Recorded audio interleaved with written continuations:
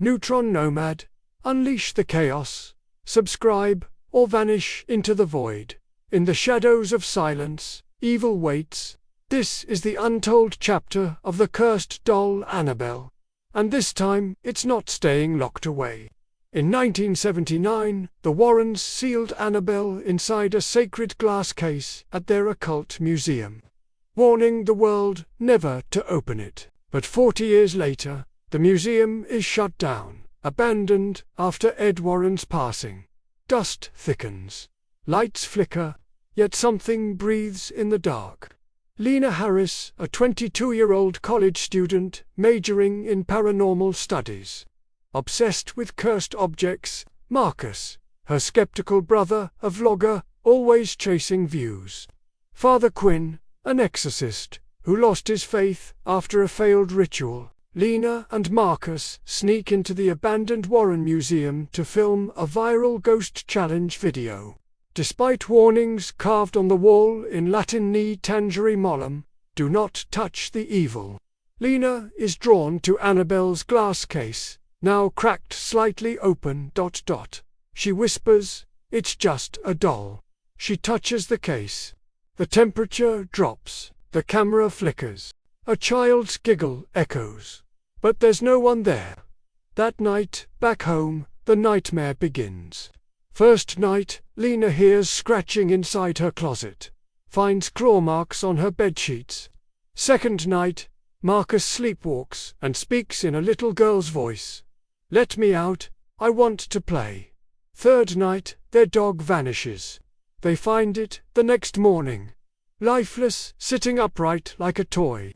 Eyes wide open, Lena becomes distant, pale, and obsessed with drawing the same picture: a girl holding Annabelle, surrounded by fire. Father Quinn, now living in solitude, is contacted. At first, he refuses, until he hears Annabelle's name. "That doll should never have left that case," he whispers, crossing himself. Father Quinn performs an exorcism. But Annabelle isn't possessing Lena. She is becoming Annabelle. Her soul is merging with the curse. Lights explode. Furniture levitates. A shadowy figure of a little girl with bleeding eyes walks backward on the ceiling. Quinn screams, "I cast you out, demon of shadow and sorrow, return to the vessel." Lena screams, the doll shrieks, and then silence. Lena wakes up. Normal. The doll is gone.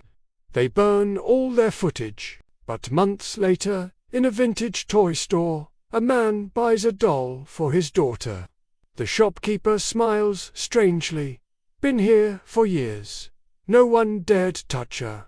The girl opens the box. Inside, Annabelle, smiling, waiting. Some toys are meant to be played with.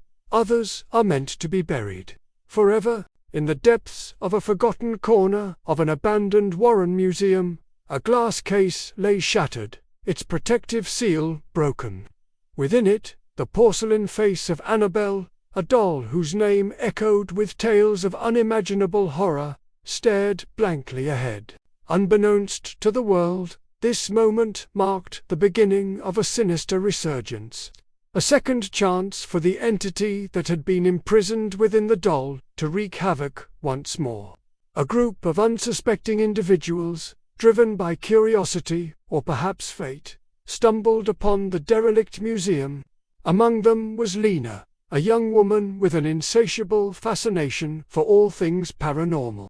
Despite the chilling history associated with the doll, Lena found herself drawn to it, compelled to touch its cold, lifeless hands.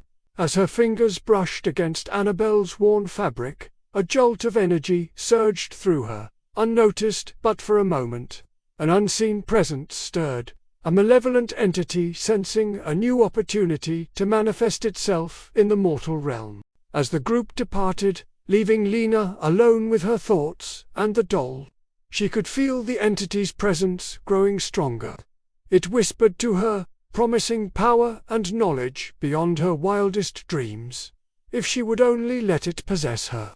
Lena, torn between fear and fascination, succumbed to the enticement. She invited Annabelle into her home, unknowingly setting in motion a chain of events that would blur the lines between reality and nightmare.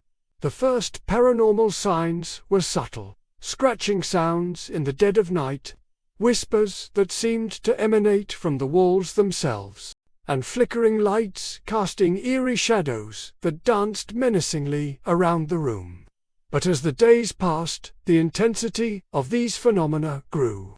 One night, Lena awoke to find Marcus, her boyfriend, standing in their living room, sleepwalking and speaking in a small child's voice.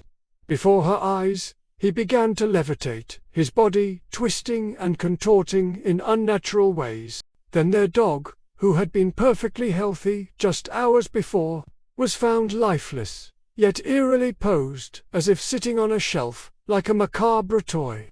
Amidst the chaos, Lena and Marcus found strange drawings on their walls, depictions of a burning girl holding Annabelle.